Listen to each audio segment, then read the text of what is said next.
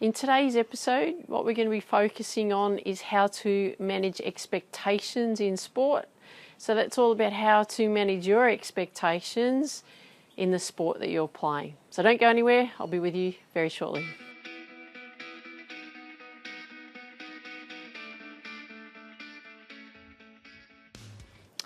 Hey there, Tiff here. Welcome to Ambition Habits. Lovely to have you here again.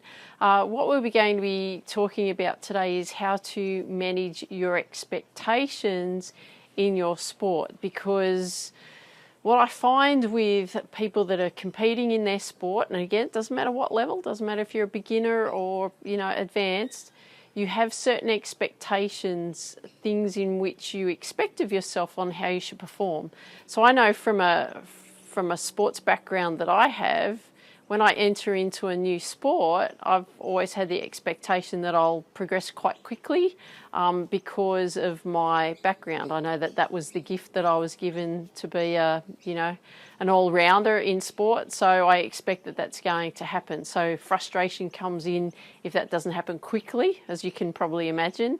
But what we do is we tend to have these expectations upon ourselves of what we should be doing. So I want to talk to you about that today on understanding expectations, what that actually really means, how we can navigate through that. Okay, so the first one we want to be looking at is actually understanding expectations and what that really means to you as the sports performer. So one of those types of expectations can be self-expectations, just like what I was talking about before. I have a specific expectation that I'll be able to perform well in a sport when I take up a new sport.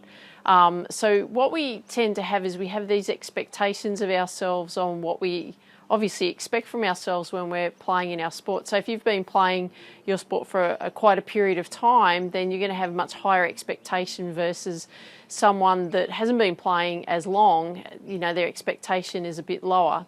The other thing that I also find too is when you're entering into a sport that you haven't played before, especially as an adult, you tend to have more pressure, a higher expectation that you should be able to just get it straight away. And I think the fact is that you forget that you have to go through that learning process on actually how to learn, how to, all the skills in the sport, the techniques, how to manage your mindset around that. So, you've got to be patient along that form.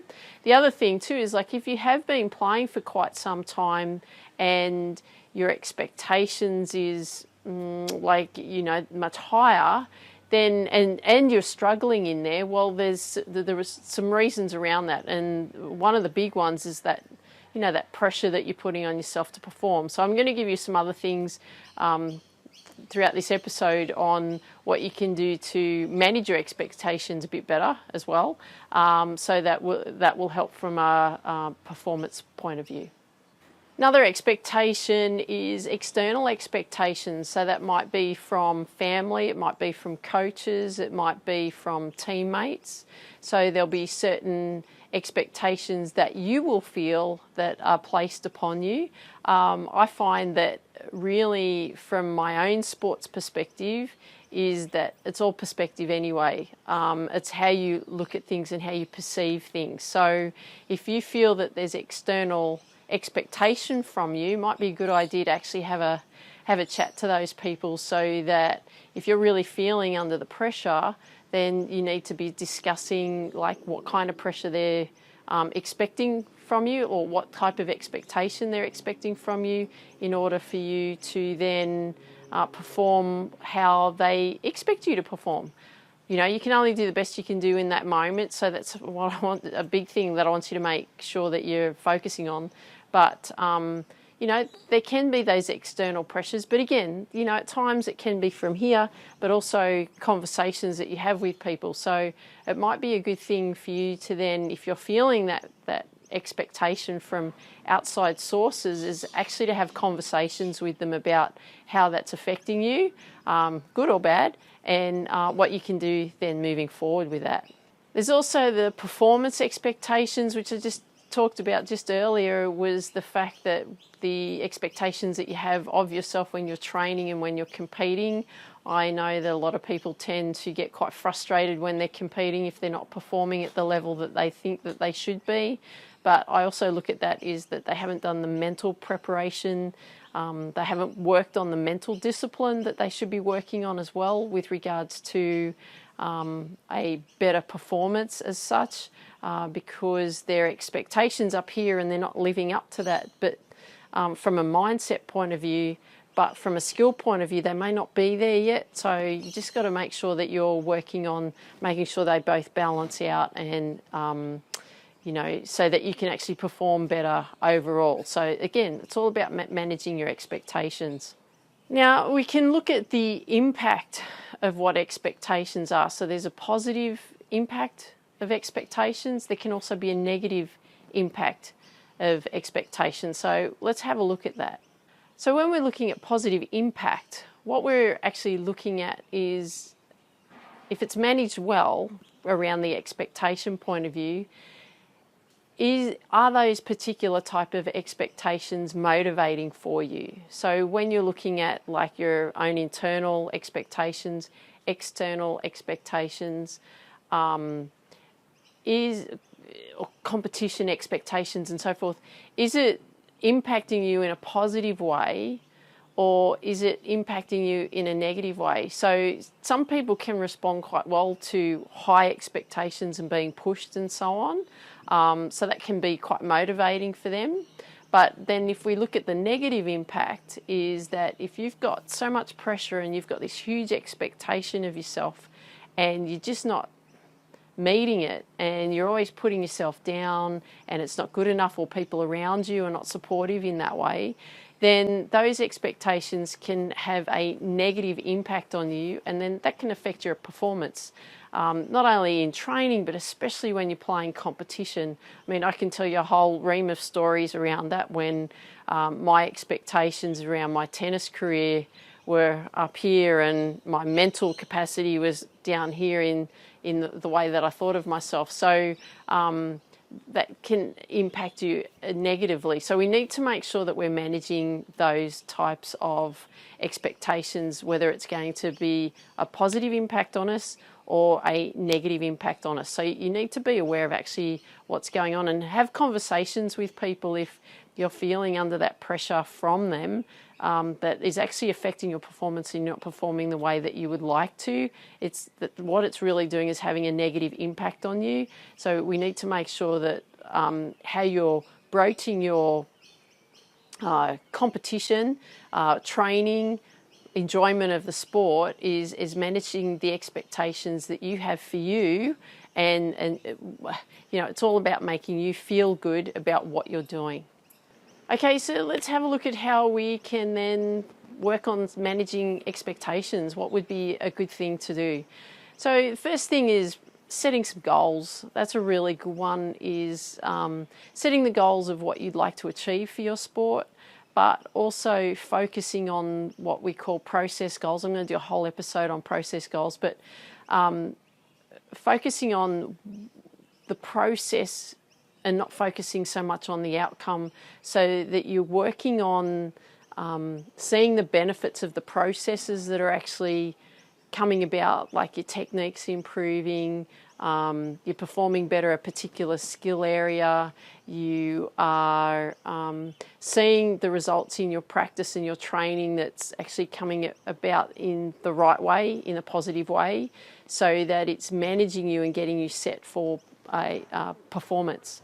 So we need to make sure that we're putting some really good goals in place that are manageable and achievable. You don't want to have goals that are way out there that you feel like you'll never reach, because you'll never reach them because you'll think they're too far away. So we want to be focusing on the little wins. I'm a big fan of little wins, so we need to make sure that we're focusing on strategies around that are going to create little wins for us. So second thing that we're going to be looking at is process goals. So we want to focus more on processes rather than outcomes, because the outcomes, like, you know, you winning a match or you winning a tournament or you winning one round or something like that, or is really about you focusing on the process that actually got you to win that. because it's the processes that you do that actually create the outcome. So like I find, like, because I teach a lot of people golf, is that they focus on the score and what the score indicates then their level of play, and it's really not that at all. It's actually them breaking it down and actually having a look at the process of what works well and what doesn't, and then we focus on improving that process so that it gives you that better outcome. So that's a good thing for you to look at. Third one, a really good one, is self-reflection and adjustment. So really, I like to call it self-awareness even, but it's being aware of actually what's going on, what's working well, what's not. And then, you know, if you're finding that things aren't working well, then this is the adjustment time. And then you need to be working on, okay, how can I improve that? And for those things that are actually working quite well, you just go, yep, great, I'm on the right track. Let's keep focusing on that process. Number 4, really good one, is constructive feedback.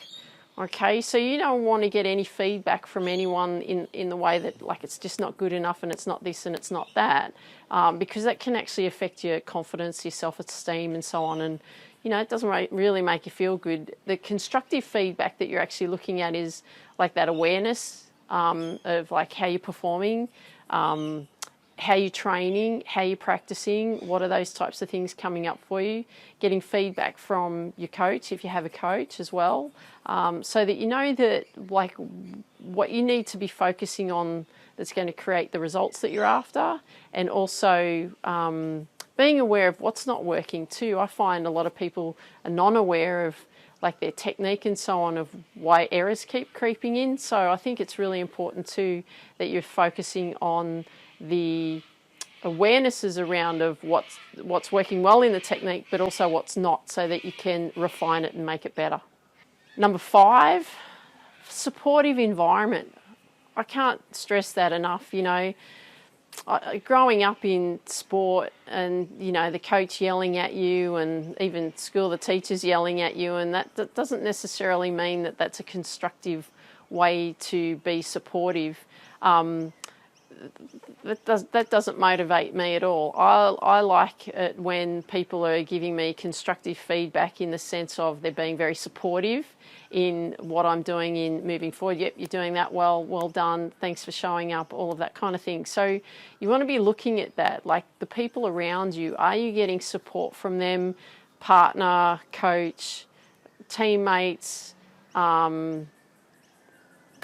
whoever you've got in your life, or you have children even that are playing sport, you know, give them support.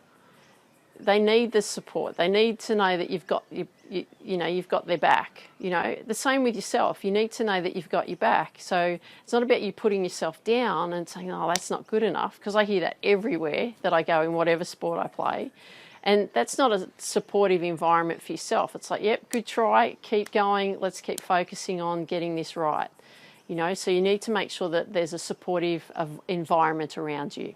Number 6, really important one, avoid comparison. So do not compare yourself with others. Yep, you might find that some people are doing better than you in certain things. Great, well done. They may have been involved in the sport a lot longer. They may have much more experience in that. Doesn't matter, okay? You're on your journey of your sport. Doesn't matter what anyone else is doing, because if you're so worried and more focused on what they're doing, you're not focused on you anyway, and I can guarantee you are not going to perform well. You're not going to train well, you're not going to practice well, and you're definitely not going to compete well if that's the area that you're focusing on. So do not compare yourself with others. I can't express it enough, because it does affect your self-confidence, your self-esteem. That's when you start playing these scenarios in your head that you're just not good enough. Look at that person, they're so much better. Even if they've started the same time as you, doesn't matter, okay?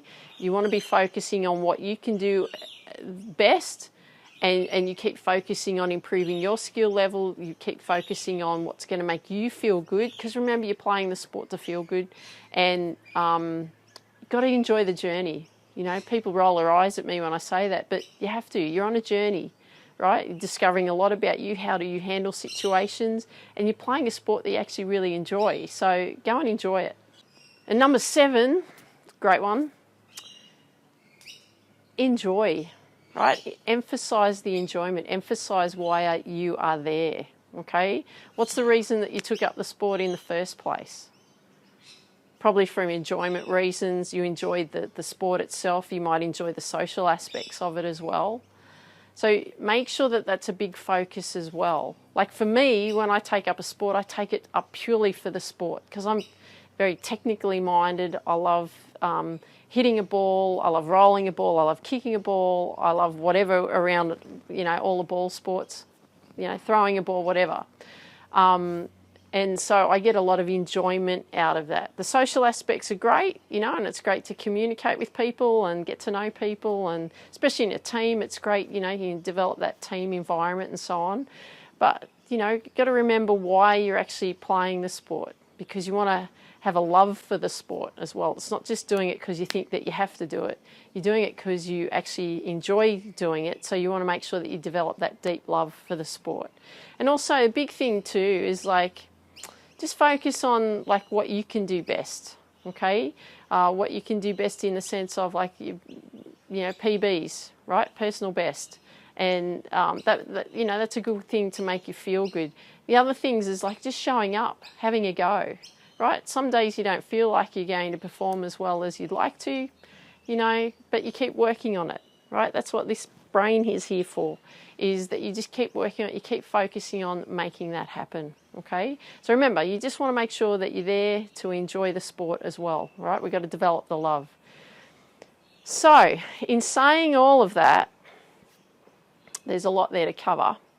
But what I want you to do is make sure you go back through that video. I'll have some information below the video as well that you can refer to, or if you're listening to this via a podcast episode, because I have this on my podcast episodes as well, then go back and have a listen or read the material below. That will really help you.